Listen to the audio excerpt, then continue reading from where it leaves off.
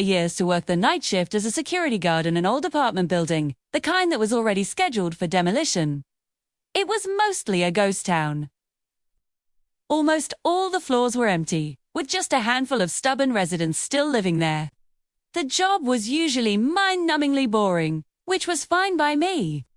The only real point of interest was the elevator. It was ancient, one of those old cage-style ones with a manual gate.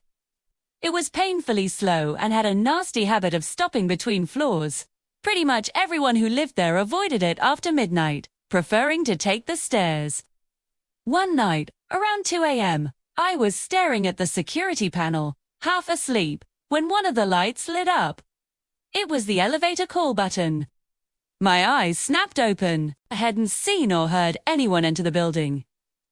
The front door was locked, and the alarm hadn't gone off. I leaned closer to the monitor, watching the floor numbers change slowly, one by one. Someone, or something, was coming down. 10, 9, 8.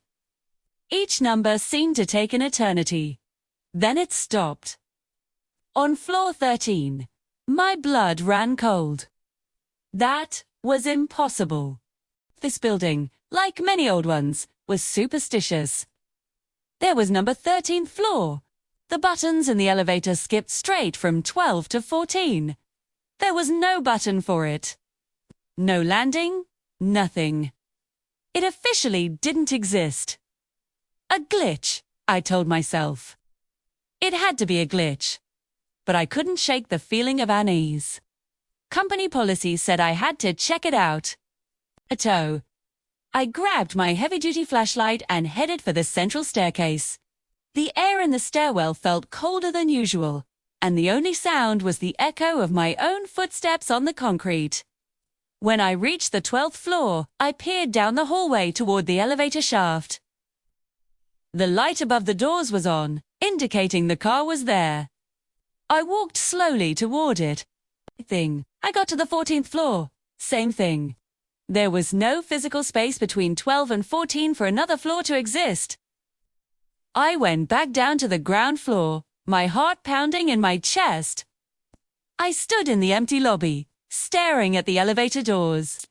The call button was no longer lit on my panel, but a faint hum was coming from the shaft. On a whim, I pushed the up button. The old machinery groaned to life, and after a moment, the doors creaked open. The interior was empty, just as I expected. I was about to turn away, relieved, when my flashlight beam caught something on the control panel inside. There, between the 12 and the 14, was a new button. It wasn't like the others. It looked like it had been crudely screwed into the panel, made of a different, darker metal. It had no number on it, just a strange symbol, like a downward-pointing arrow. Curiosity got the better of me. I know.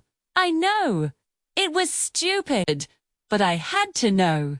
I stepped inside the elevator, the old metal cage groaning under my weight. My hand was shaking as I reached out and pressed the strange, unmarked button. For a moment, nothing happened. Then, instead of going up, the elevator jolted and began to descend. Not just to the basement. It went past the basement. The elevator stopped with a sudden thud that nearly knocked me off my feet. The floor indicator was now just a single, flickering red light with no number. The door slid open with a sound like scraping stone. Before me was a long, dark hallway that looked unfinished. It was carved right out of the raw earth and concrete. Dim, bare bulbs flickered overhead, casting long, dancing shadows. The air was thick with the smell of damp soil and something else. Something metallic and vaguely sweet, like old pennies. I stood frozen at the threshold, my hand gripping the flashlight so tight my knuckles were white. At the far end of the hallway, a figure stood perfectly still. It was humanoid in shape, but everything about it was wrong. Its limbs were too long, bent at unnatural angles. Its body was twisted, as if it had been folded over and over again, like a piece of paper. As I watched, paralyzed with fear, it raised its head slowly. 2 pinpricks of light glowed where its eyes should have been. And then, it smiled. A wide, toothless grin that stretched its face into a grotesque mask. Brr. Before I could even scream, the elevator doors slammed shut with a deafening bang. The car shot upwards with violent force, shaking and rattling so hard I was sure it would tear itself apart. I was thrown against the wall, the flashlight flying from my hand and shattering against the floor. The ascent was a blur of noise and terror. And then, just as suddenly as it began, it stopped. The doors opened. I was back on the ground floor. The lobby was exactly as I had left it. The air was warm again. I stumbled out of the elevator, my legs shaking uncontrollably. I looked back at the control panel inside. The strange button was gone. There was just the empty space between 12 and 14. Spet. I rushed back to my security desk and checked the system logs. There was no record of the elevator moving at all for the past hour. It was as if my trip to that hellish basement never happened. I didn't even wait for my shift to end. I grabbed my coat, left my keys on the desk, and walked out. I never looked back. I quit that morning over the phone, giving no explanation.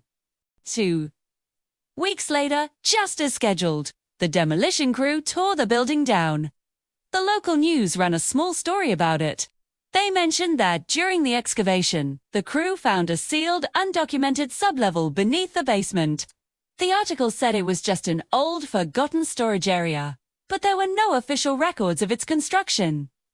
Nah. No one ever explained what, or who, was down there. To this day, I can't shake the memory of that smile. Sometimes, late at night, if I have to walk past a construction site, I hear it. A faint elevator bell, ringing from deep underground. And I never, ever stop walking. If this story disturbed you, make sure to like the video and subscribe for more true horror stories.